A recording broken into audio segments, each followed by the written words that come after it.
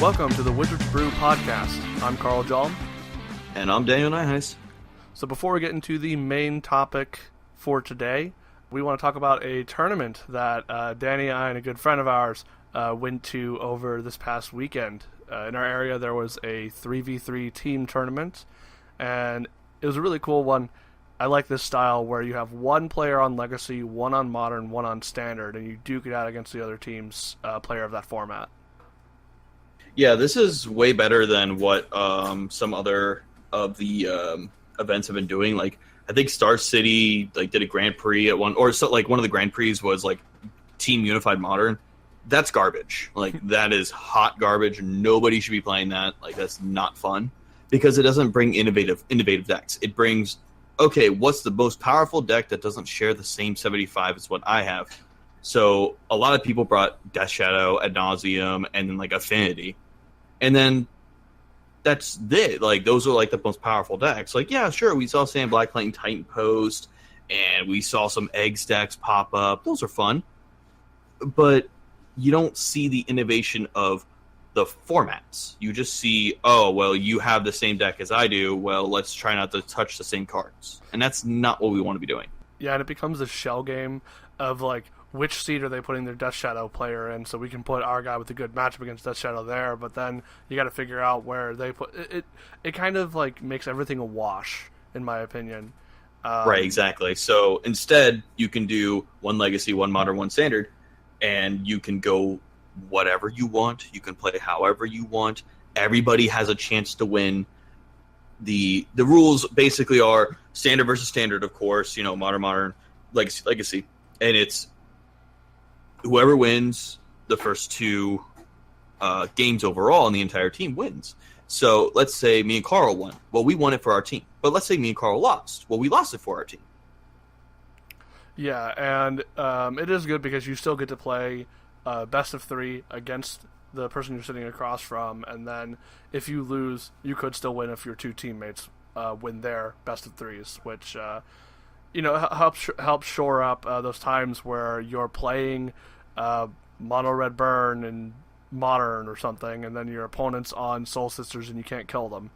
It helps shore up bad matchups like that because your teammates could be in good matchups or regular matchups, and your team still has a chance. So it's definitely a lot more fun, and also you're free to communicate throughout the match. So for instance, at the event, I was our Modern player. I was on Ad Nauseam, mostly because as I was testing eggs leading up to the event, I couldn't figure out exactly what build I wanted to go with. So instead, I went with an established, good build of a combo deck with Danny's Ad Nauseam list. And Danny was right there to my left or right every single round to help walk me through a few of the turns. Yeah, and it did very well. I mean, there was a couple of hiccups that should not happen, but that comes with playing the deck over and over and over and over 1 million times, and you will never forget them, I promise you. But you don't have 1 million times to play it; you have 12. Yeah, I definitely most of our losses, I'll take the blame for them because some of them were my mistakes. I made a couple of really big errors. One of them being I played 3 turn 1 Lotus Blooms, which would have been great, except that I forgot to remove the counter in my second turn, and because it was a competitive REL, my opponent got to choose whether to put them on the stack, and he said no. So I ended up losing because I didn't have the mana on turn 4 to go off. Right, because you would have had the exact mana because you Goblin Guided into Murkuro, and your top deck, if you activate Murkuro with the mana floating, was Unlife, and you had a Nauseam in your hand.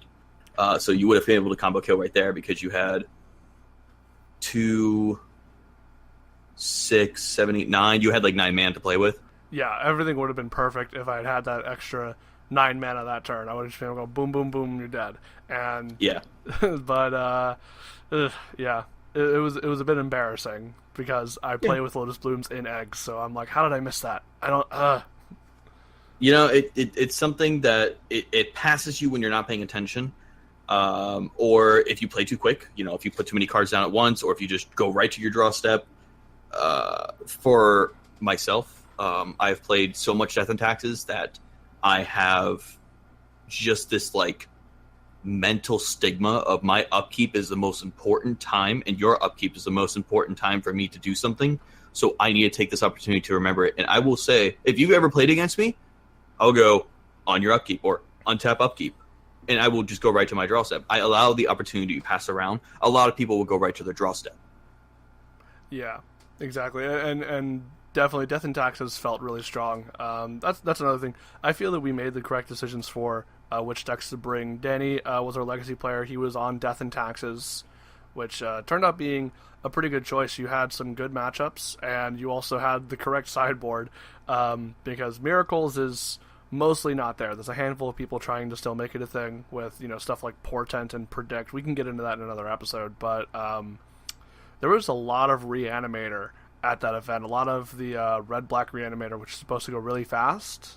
And you brought like Fairy Macabres and Rest in Pieces and Sanctum Prelates, which all are horrible for that deck to go up against. Yeah, exactly. I actually made the choice of taking out my Pithing Needle and my Batter Skull from my sideboard and put in 2 Fairy Macabres.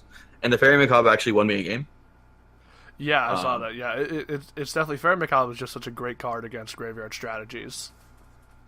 Yeah, and it was a good time. I definitely enjoyed it a lot. I think that maybe I should put Batter Skull back somewhere in the 75. I don't know where yet. It's tough. Yeah, it's a very, very powerful card, but it is very tough to play with sometimes. Yeah. If you get the perfect line of turn 2, Stoneforge Mystic, turn 3, put Batter Skull into play, yes, it's extremely powerful, but that doesn't always happen, and outside of that, Batter Skull is a little awkward for Death and Taxes to play with. Yeah, it's really good against Delver, and it's really good against like specific types of decks that run Abrupt Decay and things like that. But, for example, I was playing against Reanimator, so he reanimated my Sanctum Prelate, put it on 1, which was a mistake, and then proceeded to have a blocker. And that's what it was really there for, because I was whittling him down over time. Because he wrathed my board with an Elish Norn, and I pathed it eventually. Whatever. Besides that, he put it on 1. He went end step, try to entomb, and of course that's not how Sanctum Prelate works. You're not allowed to cast non-creature spells. Nobody's allowed to cast non-creature spells of whatever card amount cost I was selected. So he made a horrible mistake, and he was very upset. But I equipped Jitte and sort of War and Peace and got in there. If that was Batter Skull, he would have blocked and then had a reanimation target.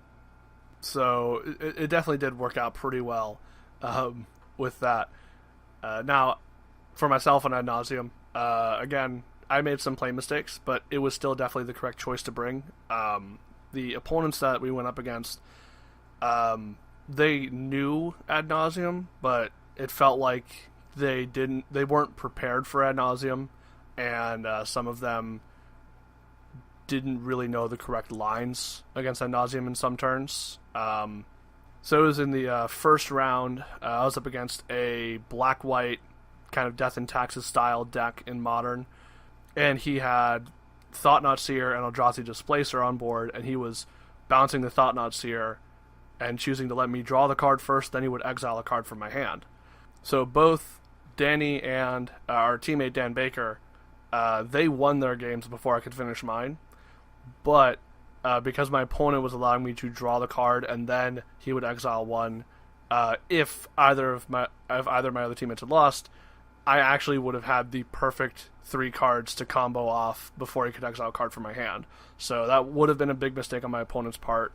In another round, my opponents just like kept keeping really bad hands in game 2 against Ad Nauseam. So it was definitely a good choice. Not a lot of people were ready for it.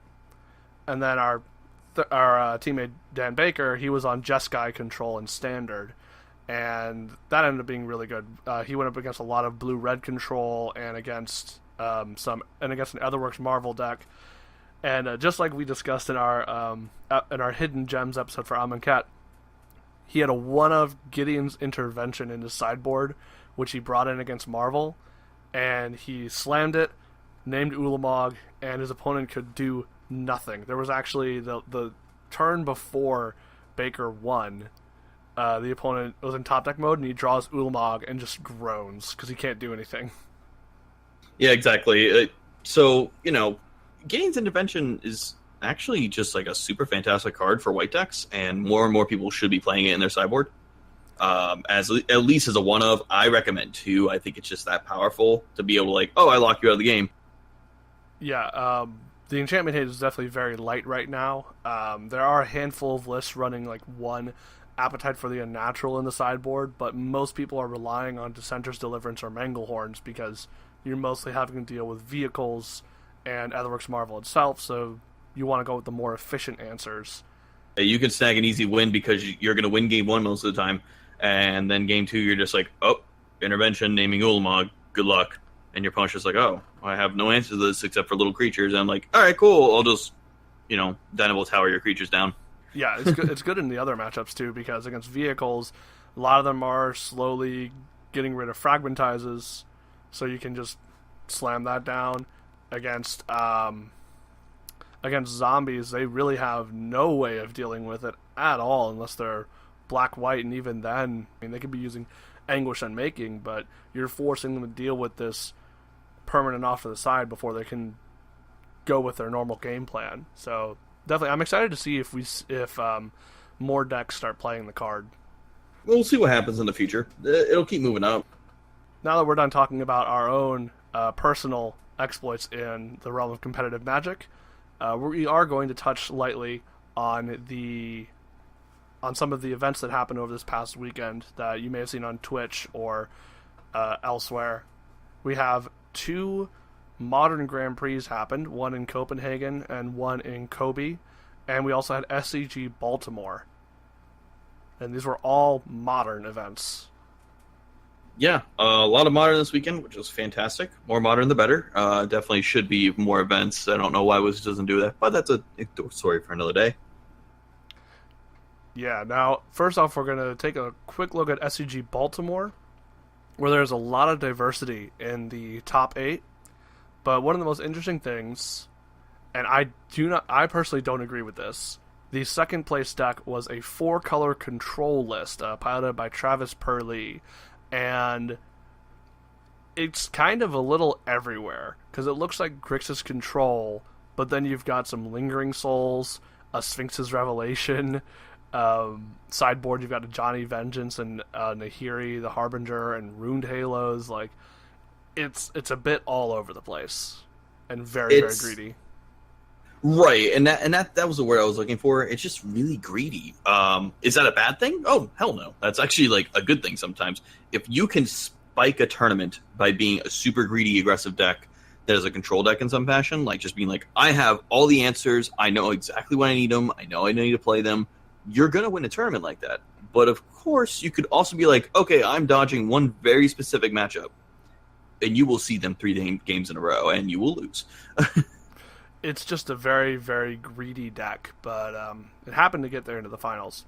Now, it did end up losing in the finals to Blue-White Control, which is just a bit more lean, with more focus on cryptic commands and Path to Exiles, and using Logic Knot, Think Twice, all these cards that you're seeing out of the Blue-White and Esper control list that show up every so often.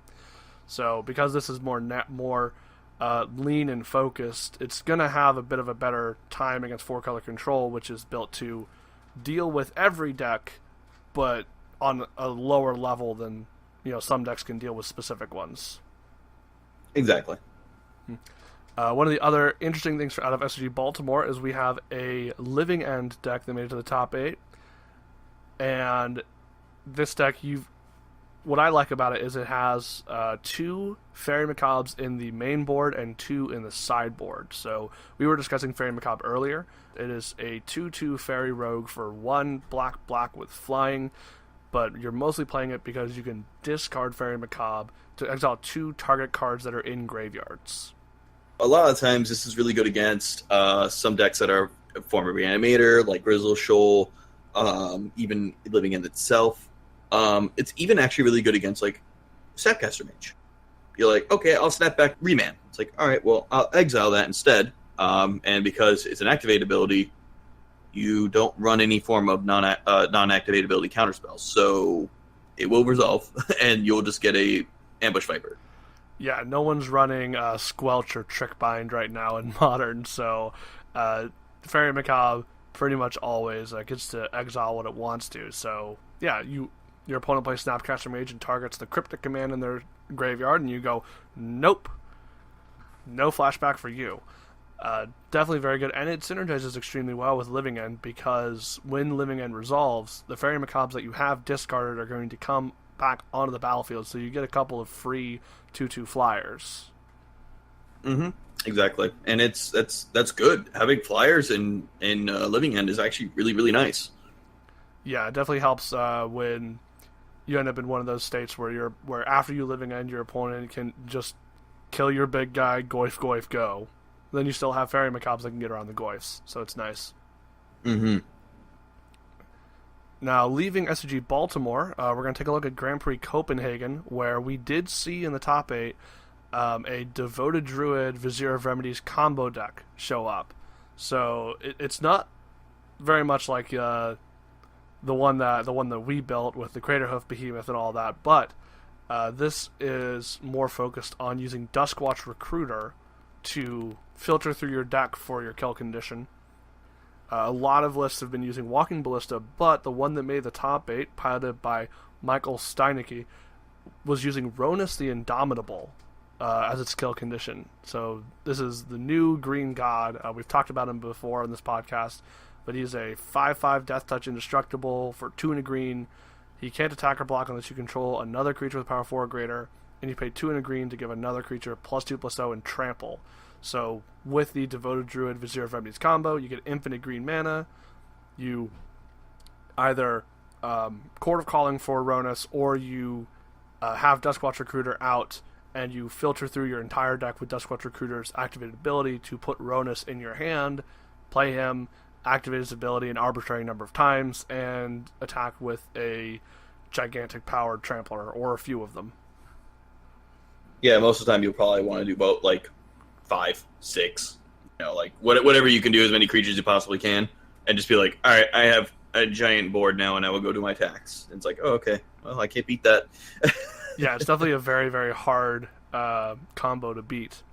There are ways around it. Ad Nauseam does run Darkness and like Angel's Grace, so that won't kill somebody exactly right there on the spot.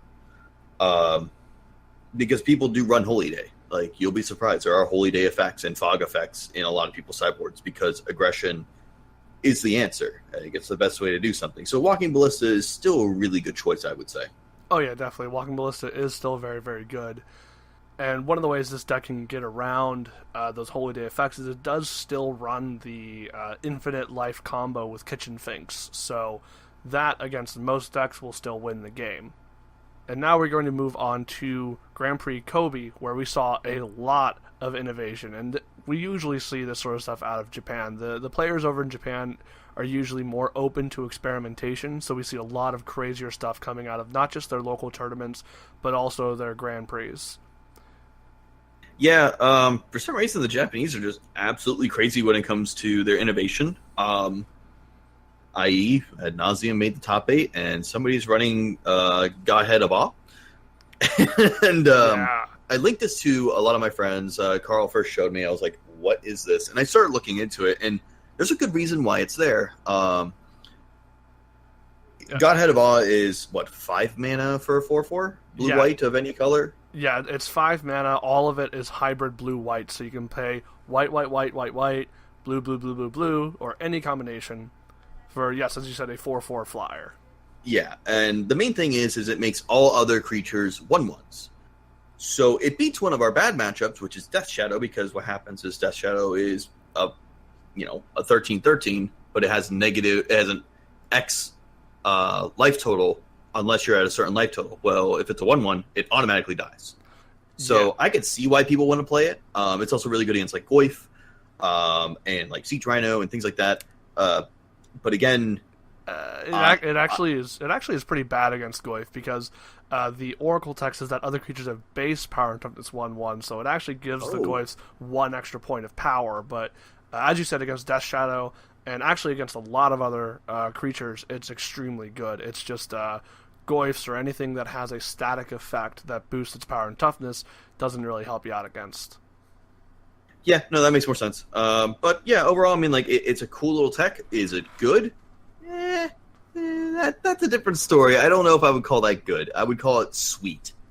Yeah, definitely sweet. Didn't watch any of the footage of this, mostly because we were preparing for the 3v3. But it did take Tomoya Tsubochi to the top 8.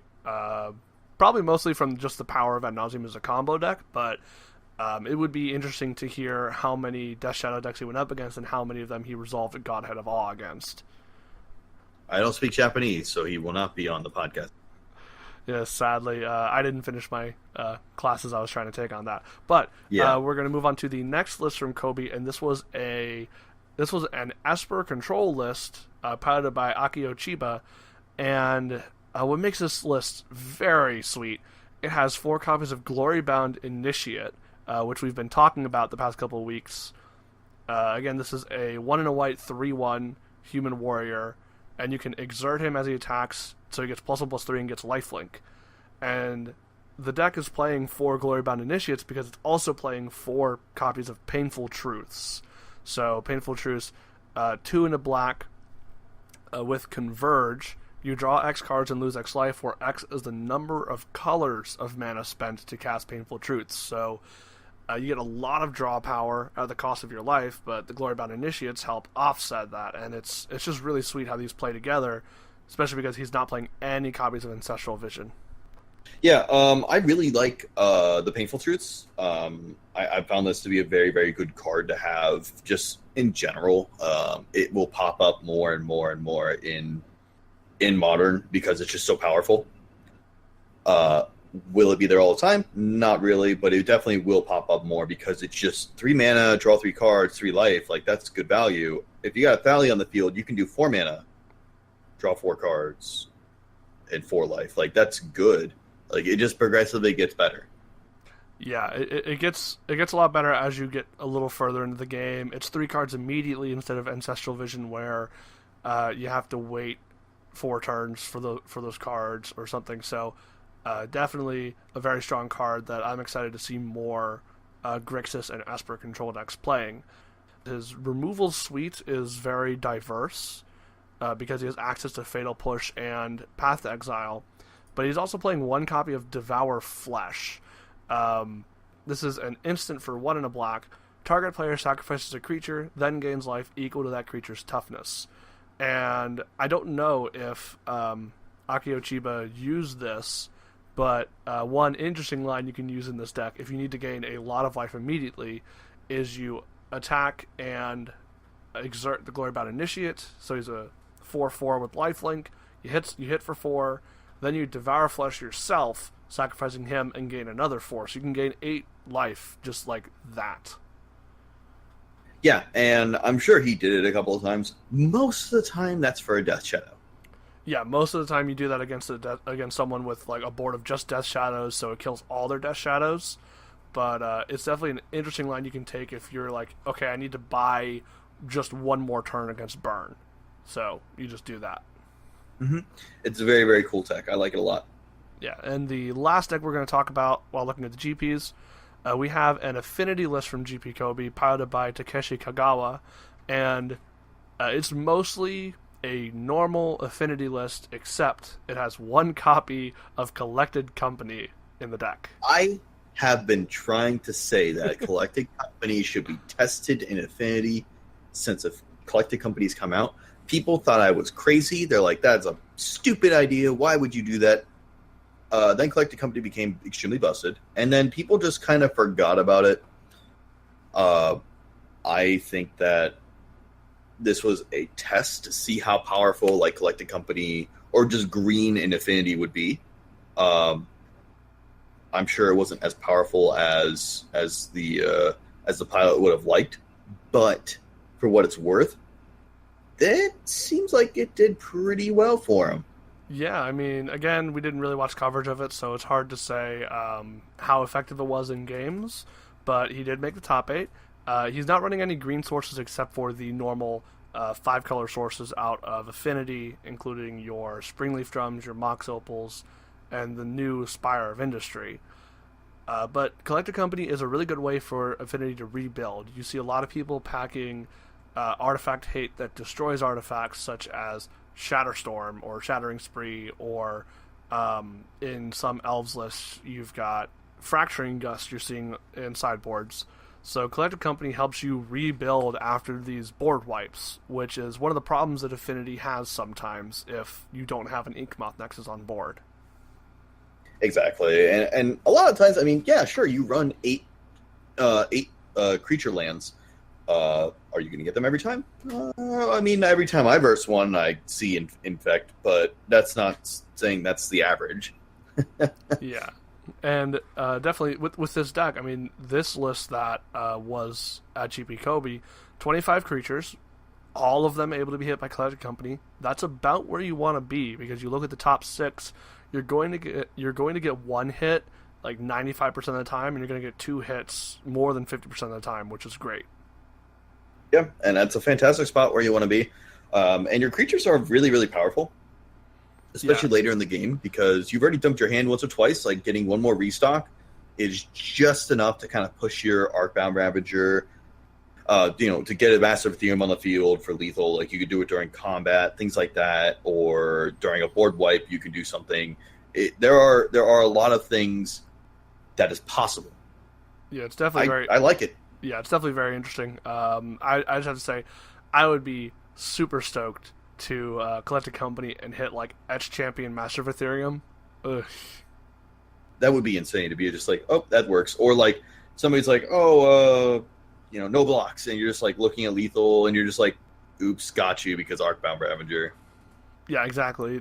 Just the ability for this card to not only let you rebuild, but also just propel you to victory. It's definitely something that might be good to look into in the future for Affinity.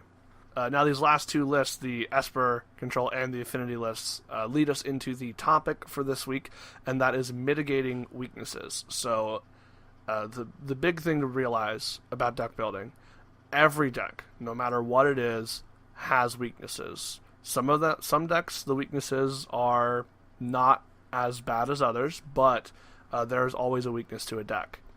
And a lot of times that has to do with what archetype you are. A lot of control decks lose to fast aggression, incredibly resilient threats, or just plain not drawing the right answers.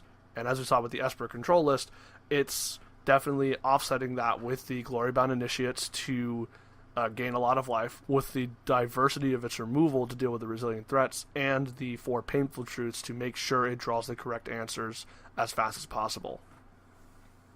Yeah, there's a lot of consistency with the deck, too. It has a lot of, like, oh, I'm going to do this. It's always going to happen. Or I'm always going to draw this card because it's what needs to be drawn, or what have you. There's a lot of consistency, which is the word I said before. And that's a very key factor for decks to propel itself forward. Yeah, now, just as with control, aggro has its own weaknesses. Aggro definitely loses to its own slow starts. If your opponent has incredibly hard to kill creatures or ways that slow down your aggression, and if as an aggro deck you're keen to dump your hand onto the board, if your opponent board wipes that, it's kind of hard to come back. And again, with the Affinity list, the Collected Company helps offset some of those ways of losing it. Can help you recover from a slow start, and it can help you recover from a board wipe. Yeah, and I don't know how many people actually have played Affinity, but a board wipe against Affinity normally just it's an auto concession. You get Damnation, Wrath of God, something along those lines. Your game is pretty much over. Or like hit Fracturing Gust. You're in for a real bad time as an Affinity player. Your only out is Infect, and your opponent's like, oh, I have, Pithing Needle. It's a very annoying form of interaction. And the last major archetype combo that typically loses a lot to massive hand disruption or just having a lot of counter spells to fall back on. So that's why with Ad Nauseam you see 90% of lists running multiple Leyline of Sanctities so that they can have that at the beginning of the game, or also the main deck Pact of Negations you see in every single list, because that will help you fight through any counter spells from your opponent. Exactly. Now, definitely the key to mitigating weaknesses, first off, you need to figure out what those weaknesses are so you know how to stop them. Again, if you're in one of those three archetypes, we just listed off a few of the main weaknesses you will usually see, but when you actually go and play your deck, you will start to notice them. You will realize, okay, most of the time when I'm losing, it's because XYZ happens. Let's say you're playing Legacy, and 75% of your losses are to decks playing Wasteland. Your deck is probably weak to Wasteland, so you should reevaluate and find ways around that. In the case of Wasteland, maybe play a few basics and prioritize fetching basic lands against a deck that you know will be playing Wastelands. Any Delver-style decks, or if you study the Legacy format, you will start to realize who's playing Wasteland and who isn't, a lot of times just off their turn 1 play. Yeah, the first turn 1 play will definitely indicate if they're on Wasteland or not. That comes with experience. Yeah, and in every format, you're going to have some cues as to what your deck is weak against. Like myself, I've been playing on Magic Online and Standard a retuned Teamer Energy Aggro list. I recently took it into a Standard League. I went 2-3, and all 3 of my losses were to Etherworks Marvel. So obviously, I'm very weak to Etherworks Marvel and their Ulamogs, mostly because out of the games I lost to them, 4 of those 6 lost games were because of turn 4 Ulamog. So I need to figure out some way to shore that up, find a way to improve my matchup against the Ulamogs, whether that means I should start running sideboard counterspells, or whether I should be running ways to disrupt them on their turn 4. We'll have to see. Yeah, and there's the best thing to do is play the hell out of it. Just constantly play. That's when you find out that your matchups are either really, really good or really, really bad. And it just takes a long time. It really does. But that kind of just involves like what we were talking about last week, where it's just play it. And you'll find everything. Exactly, yeah. And one of the big things along with mitigating your weaknesses, definitely be willing to run some of your, quote, sideboard cards in the main deck if it's that big of a weakness. If you're the sort of deck that folds extremely easily to hand disruption, there's a possibility you should be main decking Leyline of Sanctity. It's definitely a bit tough, and it will hinder your deck in matchups where that's not needed, but if you just always lose game 1 against hand disruption, it might be necessary. On another hand, life gain against aggro. If you know you're going into an aggro-heavy meta, and you're running a couple of ways to gain life in the sideboard, maybe run those main board. Just like the Esper control list we talked about, it's running the Glorybound Initiates main board, not only to fuel its Painful Truths, but also to help shore up the aggro matchups. And then, of course, answer cards for any decks that you know are going to show up. If we look at Standard, we're seeing a lot of the green-black aggro lists and a lot of the Etherworks Marvel lists main decking Dissenter's Deliverance, because Etherworks Marvel is such a prevalent deck. It is literally everywhere right now.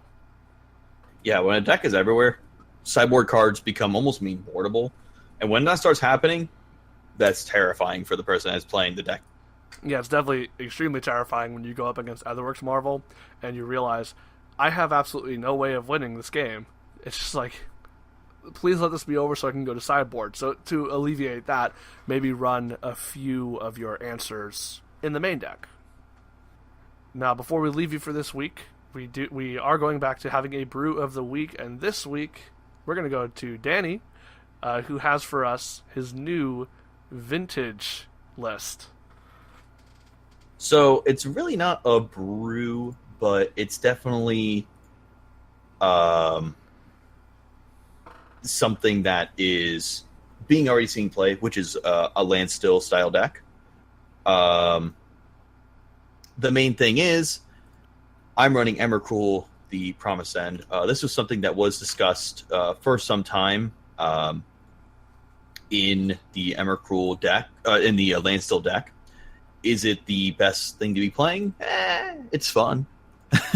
Yeah, so definitely this is not so much a brew as a slightly different take on an established deck. For those who are not familiar with Landstill, it is a deck that plays mostly um, creature lands like Mistress Factory or a one of Fairy Conclave in a lot of lists, and then it runs Standstill, which is an enchantment for 1 and a blue. And whenever a player casts a spell, you sacrifice Standstill, and if you do, each of that player's opponents draws 3 cards. So the idea is you play Standstill on turn 1 or 2, and then all you're doing is playing lands and beating them in the face with land creatures while they are kind of dissuaded from playing their own creatures or their own removal spells. Otherwise, they give you 3 cards, and you can, counter their spell back or draw even more cards, or just gain a huge advantage over your opponent. Yeah, and it's a really powerful deck. It's so much fun to play. The thing is it's a grinder. You're running like main board moats. You're running Mistress Factories, Fairy Conclaves, 3 mana drains. Of course, some pieces of power being Recall, Ancestral Recall, Lotus, Pearl, and Sapphire. They're not. It's just about all the same, honestly. But the main win con is Jason Mind Sculptor and Emrakul the Promised End. That's kind of where the power really lies in the deck, and it's super sweet. Yeah, and Emrakul the Promised End is definitely extremely powerful in Vintage because of just the sheer power level of cards in the format. If Emrakul the Promised End just comes down and resolves, you take your opponent's turn and you can like dump the relevant cards from their hand, or if your opponent ended up with like Ancestral, you can have them Ancestral you, and you now draw 3 cards on top of whatever other disruption you're doing to their hand. So it's definitely a very, very strong way to go about this. Yeah, it's super sweet. Now, one thing that I really like with this deck, because the Standstill is an enchantment and it's very likely it's going to get sacrificed, that helps a lot with fueling Emrakul the Promised End, because she's going to cost less the more permanent types that are in your graveyard. So it's already easy to get sorceries and instants in there, artifacts with Black Lotus that can get in there, or someone destroying your Moxen, Planeswalkers, because Jace is a very strong threat that people are going to want to deal with. So the Standstills help out, give you an extra type to get in the graveyard, and then Mana Drain helps out so much as well, because Mana Drain is going to give you so much mana. So Mana Drain, it is an instant for blue, you counter target spell, and then at the beginning of your next main phase, you add an amount of colorless mana to your mana pool equal to that spell's converted mana cost. So extremely strong in counter wars, because in those counter wars you're going to end up with a lot of Force of Wills being thrown back and forth, and if you Mana Drain a Force of Will, you now have an extra 5 mana on your next main phase. Yeah, and that's kind of where the power of this deck really does lie, is a lot of little things like that, where you're trying to play the best draw go control deck you possibly can, and it's powerful stuff. It really is, but sometimes you really have to dig hard in this deck. That's probably one of the big things about this deck. Yeah, and the one thing that doesn't help with that is the fact that Treasure Cruise and Dig Through Time are restricted in the format. So you're very limited on your draw engines, because your powerful draw spells in this deck really are Treasure Cruise, Dig Through Time, and the one of Ancestral Recall. All of them restricted cards. So it is tough to come by cards here, but if you can land that Standstill, that's going to help out a lot. Exactly. And I really like the standstill deck. It's like turn 2 play, or like even turn 1 play it, go, and you're just like land, go, land, go, land, go. And that's just like super satisfying. It it's such a great way to play Magic. I mean, I don't know if it's a great way to play Magic, but it's really fun. I find it great. I have loved watching Landstill decks being played. I've even tried multiple times to brew up a Legacy Landstill deck. Creature lands in Legacy versus Vintage, they're pretty much the same thing, being Mistress Factories and the Fairy Conclaves. It just doesn't feel right, and there's better answers in Legacy comparative to Vintage, where people don't really run Bolt. Yeah, in Vintage you have a lot of ways around some of the weaknesses, just because, like you said, people just aren't running the right answers. Maybe with the changes in the Legacy metagame, it might be more viable playing a Landstill deck, but it's also very likely that it still does stone nothing in the format. That is very true. It could just do absolutely garbage. But land still right now is actually a very, very good spot. I like it a lot. I think it's very, very powerful. Is it like top tier? It's a different story. I'm very happy that you're getting into Vintage. It's going to give us a nice. It's gonna give us a good look into the format, because if you're actively playing it, we can examine the format a bit more. Maybe if those of you out there listening are interested in some Vintage, we can bring a little bit more of that into the podcast. I know we talked about it in past episodes with one of our guests, Richard Grant, but it would be nice to get into it a little bit more in the future. It definitely would be. I definitely like the deck a lot. I think it's very, very powerful. And I hope to keep playing it, honestly. Now, that does make our episode a little bit short for our standards this week, but that is where we're going to end things. Make sure that you subscribe to us on SoundCloud, on YouTube, all that. Share it out. Get the information out there about this. Like I've said before, YouTube, I understand, is the easiest way for a lot of you to listen. That's why we're posting there every single week. And as always, if you need to get in touch with us, you can find us on Twitter at WizBrewCast. You can email us at wizardsbrewcast@gmail.com. Danny and I will have our Twitters in the description, and we'll see you guys next week. All right, y'all. Have fun.